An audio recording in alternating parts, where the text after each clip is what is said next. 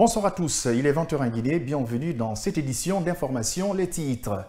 Éventuel glissement du chronogramme de la transition, le Front National pour la défense de la Constitution retrousse ses manches contre toute tentative de prolongation de la durée de la transition en Guinée. En conférence de presse ce mardi, elle annonce le lancement d'une consultation dite ouverte avec les forces vives et les autres composantes de la société pour s'opposer aux sirènes prorogationnistes. Concours de recrutement à la fonction publique après la publication de la liste définitive des candidats et les centres retenus pour la passation des épreuves. Les responsables ont dévoilé ce mardi les statistiques en termes de besoins par les 26 départements ministériels contre 2207 places à pourvoir au compte du ministère de la Santé. 41 568 candidats ont postulé. Identification des femmes leaders modèles pour la formation et l'accompagnement des jeunes filles, des femmes des partis politiques et de la société civile. Ces préfectures seront touchées par le projet et les femmes sélectionnées suivant des bénéficieront, j'y arrive, d'une formation sur le leadership féminin. À Mamon, la cérémonie du lancement a eu lieu ce mardi au siège de la COFIG DCPD. Voici le titre. Bienvenue sur KVTV. Éventuel glissement du calendrier de la transition en Guinée, le Front National pour la défense de la Constitution, FNDC, qui s'est illustré ces dernières années par des manifestations de rue contre toute modification de la Constitution sous Alpha Condé déchu, annonce cette fois-ci le lendemain d'une consultation dite ouverte avec les forces vives et les autres composantes de la société. Cette annonce a été faite ce mardi en marge d'une conférence de presse à la Maison commune des journalistes. Cet appel à une synergie d'action par ces acteurs de la société civile et des partis politiques vise à barrer la route à tout projet de prorogation du délai de la transition en Guinée. Amamba Amara Bangora était de la partie. Selon le compte à rebours du FNDC, à ce jour, il reste 7 des 24 mois de transition scellés avec la CEDEAO, soit 323 jours avant le retour à l'ordre constitutionnel. Un décompte qui se heurte quelque temps après son lancement à une campagne autour de l'idée de prolonger la transition. Contre cette entreprise, le Front National pour la défense de la Constitution dissous fait une promesse. Je le dis ici et au nom du FNDC, que nous nous opposerons fermement à toute idée de glissement ou de prolongation de la transition par tous les moyens légaux, y compris les manifestations dans les rues et sur les places publiques. Cette sortie s'apparente à une réponse envoyée au chef du gouvernement qui a soutenu l'impossibilité de rendre le pouvoir aux civils en 2024. Dans la perspective de faire respecter la durée de la transition en cours, le Front anti-troisième mandat sous Alpha Condé appelle à une synergie d'action. Le FNDC lance une consultation ouverte avec les forces vives de la nation, sans exception, les partis politiques, les organisations de la société civile, les organisations syndicales, les organisations de presse, les journalistes, les citoyens engagés, pour qu'ensemble, nous puissions barrer la route aux sirènes prorogationnistes de cette transition. Bien que la transition soit marquée par des imperfections, le responsable des opérations du FNDC dissous pense qu'elle n'est pas encore totalement perdue. C'est pourquoi il invite le président à rassurer les Guinéens en dialoguant avec les forces vives de la Guinée pour la sauver. Pendant ce temps, depuis l'étranger, le Premier ministre guinéen Amadou Riba a annoncé la suppression de plusieurs EPA, établissements publics à caractère administratif. C'est dans la vision de la moralisation de la chose publique en cette crise économique que le pays traverse. Quel est l'avis des spécialistes sur le sujet? Ansouba Ilobalde a tendu son micro à un économiste. Suivez son reportage. La réduction des établissements publics à caractère administratif EPA annoncée par le Premier ministre de transition Amadou Riba est perçue comme un bon début de moralisation de la gestion de la chose publique par l'économiste Mohamed Jacob Thiam. C'est un bon début, certes, mais cela ne suffit pas à en croire notre interlocuteur. Maintenant, quels sont les impacts? Les impacts restent dans le budget global. Ça ne veut pas dire que ça aura un impact un impact énorme sur l'économie, mais quand même c'est un début en toute chose. Ici, on est en train de prendre le taureau par les cornes, c'est de regarder où est-ce qu'on peut couper, faire des coupes budgétaires pour rationaliser les dépenses de l'État. C'est déjà un bon début, mais ce n'est pas suffisant. En s'appuyant sur les statistiques des EPA, l'économiste Mohamed Jacob Thiam trouve exorbitant le nombre qui s'élève à 277 pour seulement 29 départements ministériels.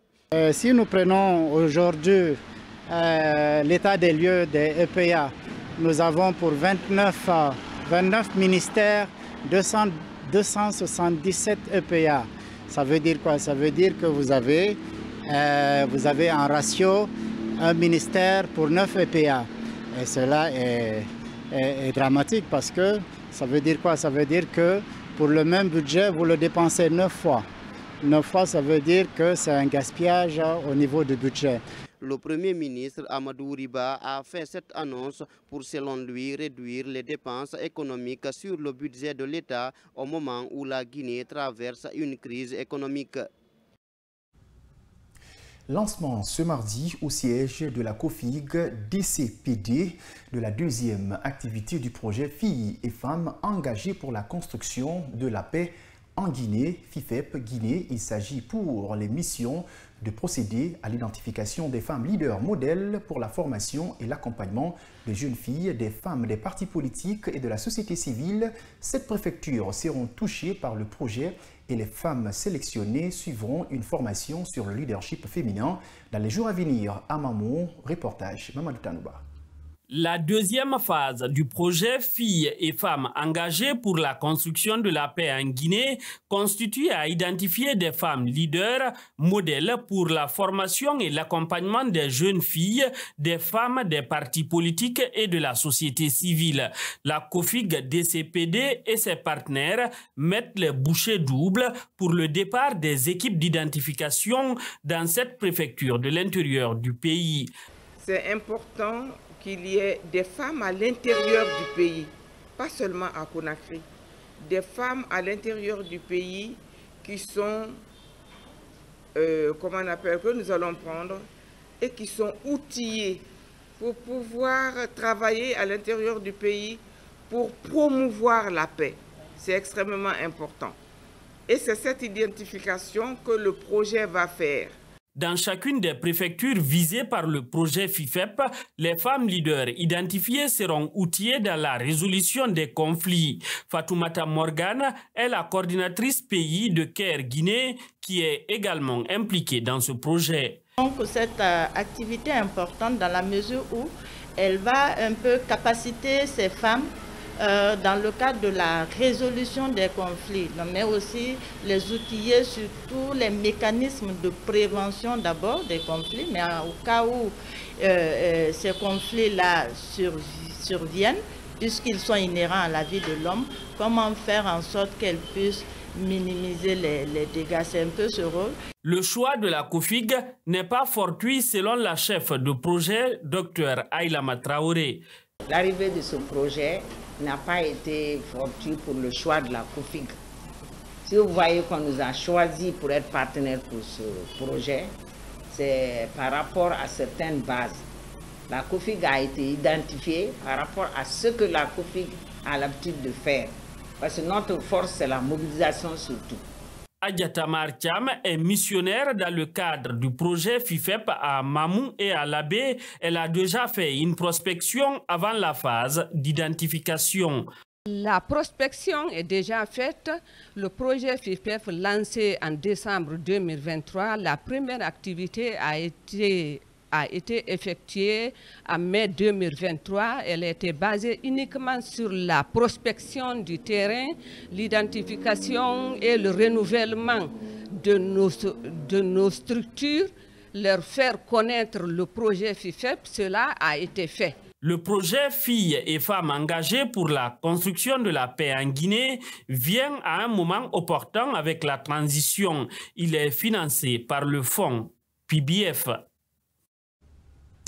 Concours de recrutement à la fonction publique. Après la publication des différentes listes des candidats retenus, les responsables du département ont livré ce mardi les statistiques des besoins par département ministériel. Le processus va démarrer le 26 mai exclusivement au compte du ministère de la promotion féminine, de l'enfance et des personnes vulnérables. Le département de la santé reste le seul dont la liste des candidats n'est pas encore publiée. En Soubaï Baldi pour les précisions. Le concours général de recrutement à la fonction publique va effectivement démarrer le 26 mai 2024. C'est l'assurance donnée ce mardi par le secrétaire général du ministère du Travail et de la fonction publique. Aboubakar Kourouma précise que chaque candidat aura 60 questions à répondre pour 3 heures. Les questions de culture générale, 30 questions. Les questions de spécialité, 30 questions aussi. Et donc les candidats, comme je l'ai dit en propos liminaire, auront 3 heures pour répondre aux 60 questions. Une fois toutes les questions répondues, le candidat valide et sa réponse est remontée directement sur le serveur. Tout se fera en temps réel. Le premier jour sera exclusivement réservé à l'évaluation des candidats pour le ministère de la promotion féminine, de l'enfance et des personnes vulnérables pour 84 nouveaux fonctionnaires à recruter. Pour la non-publication des listes des candidats des ministères de l'enseignement supérieur et de l'information et de la communication, Aboubakar Kourouma a déclaré ce qui suit. Les listes du ministère de l'enseignement supérieur et de la recherche scientifique, et de l'innovation et celles du ministère de l'information et de la communication n'ont pas été publiées pour l'instant parce que, comme vous le savez, ces deux ministères-là, le recrutement de ces deux ministères a été consigné dans un protocole d'accord avec le mouvement syndical que nous avons signé en novembre 2023. Il a été dit que pour le compte du ministère de l'enseignement supérieur, de la recherche scientifique et de l'innovation, nous allons recruter les enseignants homologues, nous allons recruter les titulaires des PhD sur la base d'un concours spécifique. Donc eux, ils ne sont pas concernés par le concours général que nous sommes en train d'organiser. Pour le ministère de l'Information et de la Communication, la liste n'a pas été diffusée parce que, tout comme le ministère de l'Enseignement supérieur, le recrutement au ministère de l'Information et de la Communication a été consigné dans le protocole d'accord et le quota qui a été réservé à ce ministère sera exclusivement réservé aux agents dits stagiaires de la RTG. Le ministère de la Santé a le plus grand nombre de candidats avec plus de 41 000 postulants pour seulement 2207 fonctionnaires, selon Aboubakar Kourouma, secrétaire général du ministère du Travail et de la fonction publique. La digitalisation est un procédé qui vise à transformer un outil en code informatique afin d'améliorer les performances d'une organisation. En Guinée, cette pratique commence à prendre forme dans les services administratifs publics. Selon Mamadi Kaba, spécialiste en développement numérique, cette situation pourrait impacter négativement les finances publiques. Fatoumata Khan et Ousmane Kamara. La digitalisation de l'administration et l'amélioration de l'efficience en renforçant l'analyse des données par les autorités. Cela permet de lutter contre la corruption et également promouvoir la bonne gouvernance dans les services administratifs publics et privés. Mamadi Kaba est consultant en développement numérique. Pour lui, l'Internet, un des facteurs de la digitalisation, n'est pas fiable en Guinée. La digitalisation, il y a des préalables en fait. Il faut avoir des infrastructures numériques et il faut avoir l'outil essentiel. C'est-à-dire c'est le cœur déjà de la digitalisation et du développement numérique. C'est l'Internet. Mais même quand tu dématérialises les processus, tu as besoin d'Internet pour que les outils numériques qui facilitent en fait la dématérialisation, qui ont remplacé en fait la dématérialisation des processus, puissent marcher. Donc sans Internet, on ne peut pas travailler. Et aujourd'hui, les coupures d'Internet sur la Guinée vont au-delà, l'impact va au-delà même des populations. Donc sans Internet aujourd'hui, on ne peut pas sortir, on ne peut pas se digitaliser en fait. La transformation digitale entraîne aussi une meilleure optimisation des dépenses budgétaires. Elle permet aussi de garantir la transparence dans la gestion financière de l'État. Pour ce consultant, effectuer ce changement technologique pourrait impacter les finances publiques. Parce qu'aujourd'hui, est-ce qu'on a les moyens de digitaliser l'État? Ça, c'est une question. C'est vrai que le coût de la digitalisation est tellement élevé qu'on ne peut pas le faire supporter que par les finances publiques. Bon, ça c'est un point. Et de l'autre côté, est-ce qu'il y a assez d'attractivité pour attirer les investissements directs étrangers, surtout dans le secteur du numérique?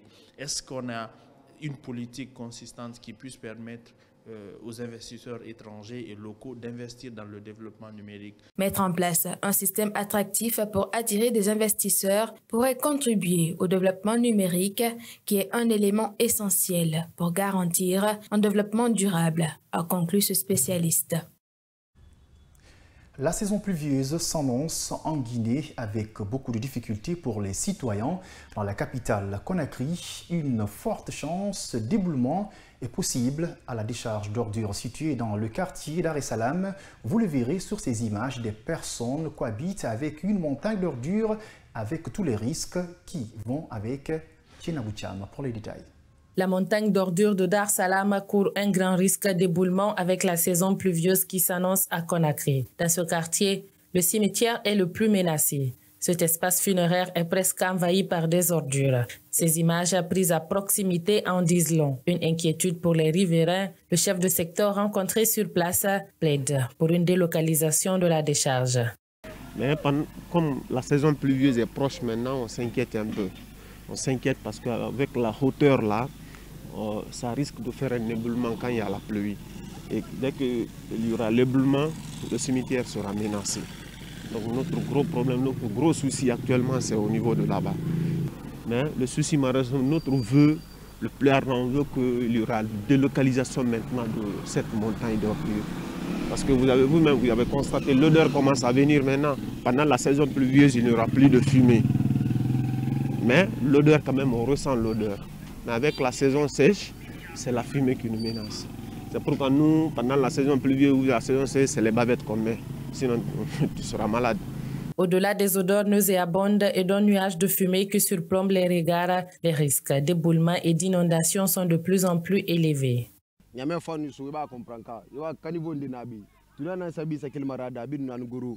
Ils ont creusé une fosse ici qui mène les eaux de l'entourage par là. Ce qui fait que quand la saison pluvieuse arrive, nous sommes victimes d'inondations et cela se passe à chaque année. L'unique solution est de délocaliser cette décharge pour notre sécurité.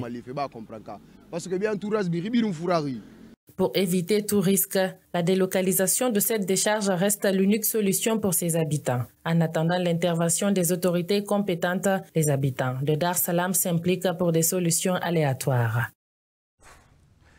Décrété par l'Assemblée générale des Nations unies, le 21 mai de chaque année est célébrée Journée internationale du thé. Le thé est une boisson faite à base des feuilles du thé. Il est l'une des boissons les plus consommées au monde. L'eau et le café.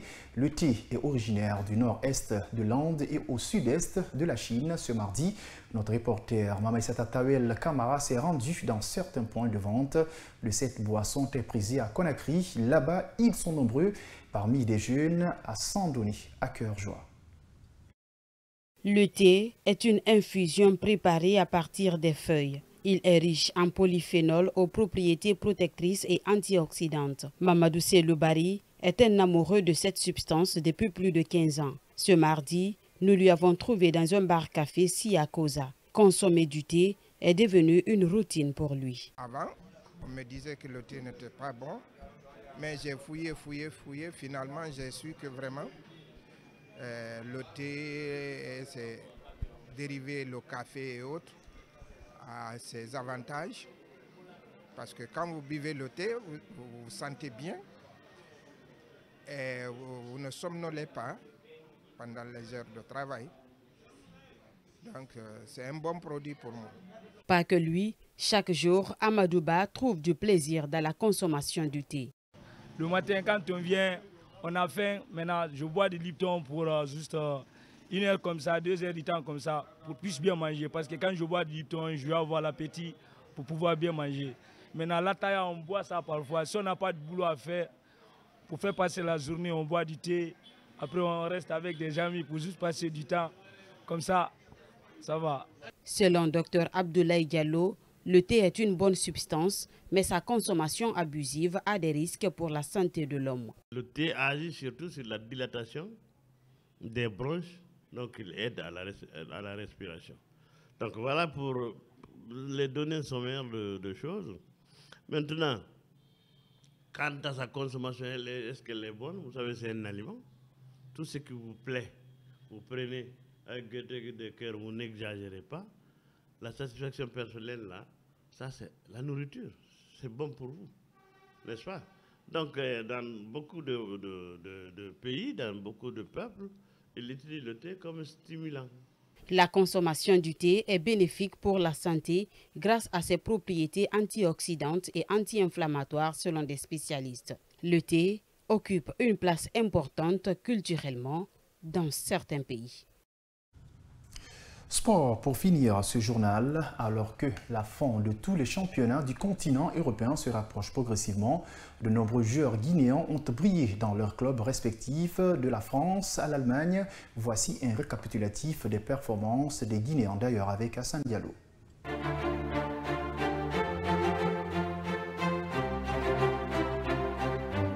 Ce week-end, plusieurs joueurs guinéens ont obtenu des minutes dans leurs différents clubs respectifs à l'international. Voici le condensé complet. Nous commençons par la France, Ligue 1, Lille de Bafoué, Diakité a été accroché 2-2 par Nice. Diakité a disputé l'intégralité de la rencontre. Le Havre de Mohamed Bayo et d'Abdoulaye Touré a perdu à domicile 2-1 face à Marseille. Bayo, qui est rentré à 17 minutes du terme du temps réglementaire, a inscrit l'unique but des Havrais dans la partie 97e minute. Touré, quant à lui, a joué 73 minutes. Lyon de Malik Fofana a gagné 2-1 face à Strasbourg de Seydou Sow. Malik a joué les 20 dernières minutes. Seydou, de son côté, est resté sur le banc. Lens de Morgan Guilavogui a fait jeu égal de 2 face à Montpellier d'Isiara Silla. Isiara a disputé 10 minutes. Morgan est entré à 8 minutes du terme du temps réglementaire. En Croatie, 2-1, Rijeka de Momo Yansane a été défait 2-0 sur le terrain d'Ozizek. Yansane a joué 57 minutes. Espagne, la Liga, Cadix a concédé le nul 0-0 face à Las Palmas de Soricaba. L'attaquant du Sili est resté sur le banc. En Allemagne, Fortuna Düsseldorf s'est imposé 3-2 face à Magdeburg d'Amara Condé. Amara a disputé la première période du match. Pour finir, Serhou Guirassy boucle la saison en beauté.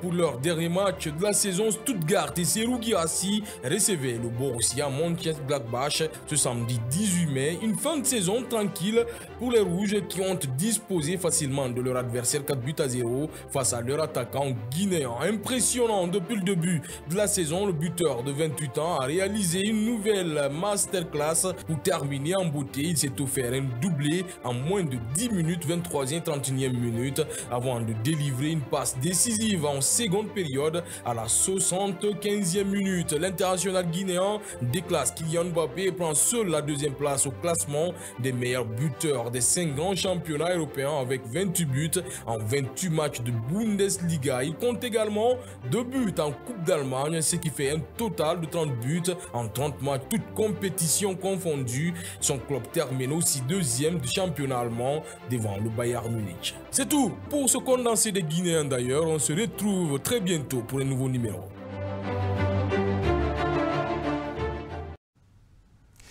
C'est la fin de cette édition d'information à tous. Merci de l'avoir suivi et bon site de programme sur KVTV. Au revoir.